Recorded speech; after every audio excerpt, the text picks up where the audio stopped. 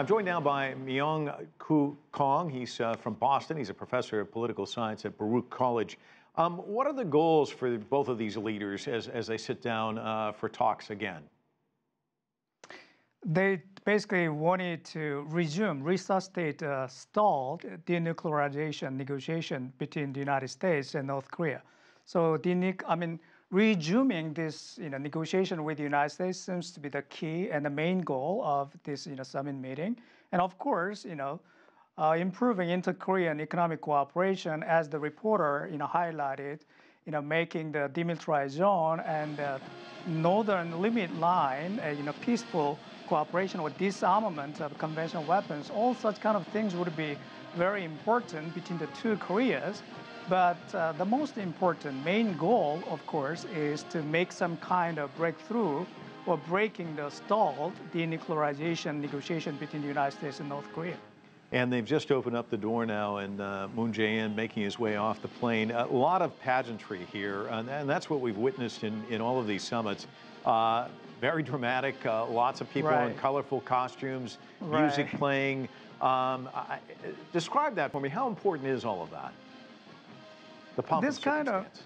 As in the current circumstance, as we know that, let's go back to about a year ago. About a year ago, we talked about some potential war or military conflict between North Korea and the United States, and some kind of repeated missile, test by the North Korea. So we were actually really worried about some potential second Korean war. But now we are talking about, ending the Korean War, and we also talking about, it's a long-term process, but building a peace regime in the region, even diplomatic normalization between the United States and North Korea. At least, between the two Koreas, they made a gigantic, step forward in terms of inter-Korean reconciliation. I think in that sense it's very important.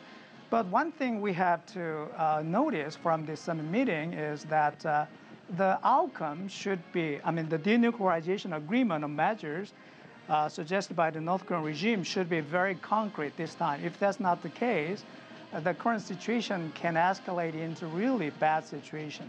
We just saw the two leaders embrace again, more greetings, flowers being delivered to Moon Jae-in and his wife.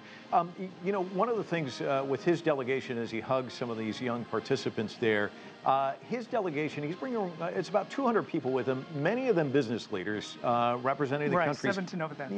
Largest companies. How important is that economic piece? Oh, it's very important to the North Korea, of course. But as we know well, any kind of inter-Korean economic cooperation, even reopening the Kaesong industrial complex, it's under the United Security Council's sanctions against North Korea. So this economic cooperation or South Korean help should go with the denuclearization measures and then lifting the UN Security Council's sanctions. So the coordination between the United States and UN Security Council, and then maximum pressure, and then at the same time, very concrete denuclearization measures by the North Korea should go with this, inter-Korean economic cooperation. They're making their way through the receiving line now, shaking hands. You already alluded to this, but I want to get your thoughts on the U.S. and the DPRK, because it seems as though those talks are stalled. It seems like Moon Jae-in has just been kind of a driving force, even when it looked like things were going to tank between the United States and the DPRK. He revived it. How long can he keep this going in terms of trying to play this mediator between these two countries? Oh, that's a great question. As you know, always conflict mediation is a really tricky job. South Korean President Moon Jae-in, he can be criticized from the U.S. side, can be criticized from the North Korea side. At the same time, conservative group in the domestic politics in South Korea can criticize some rational or romantic a wishful thinking-based approach about North Korean denuclearization. So his position, conflict mediation is very precarious and difficult job. But under this kind of, for instance, here in the United States, one of really risky and uncertain factors is that within the Trump administration, even the White House staff they don't seem to have any coherent, policy in dealing with North Korean crisis. For instance, whether the United States ultimately need to accept any kind of, concrete measures suggested by North Korea. For instance, Kim Jong-un seems to send a letter to President Trump that he wished to denuclearize within the first term of President Trump. And then he seems to have suggested some, initial measures for denuclearization. But whether the staff or policymakers here in the United States, they can have consensus whether, North Korean approach or measures are satisfactory or not. So no, coherent, position or here in the United States. I think that seems the most important and critical factor, but at the same time, very uncertain factor right now. Professor, one final question for you before we leave you. I want to get your thoughts. Undoubtedly, the U.S. president is watching this. This is the sort of thing he likes, a big show. What do you think the odds are that he and Kim Jong-un will have another summit?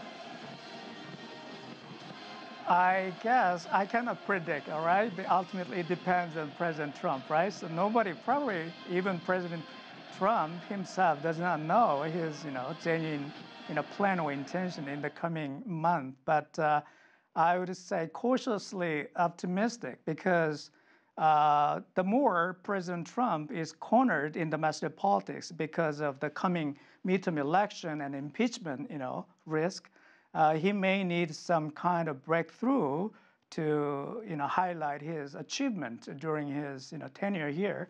And then I would say that, cautiously optimistic for the second, summit meeting between President Trump and Kim Jong-un. Professor, thanks so much for your analysis. Appreciate it.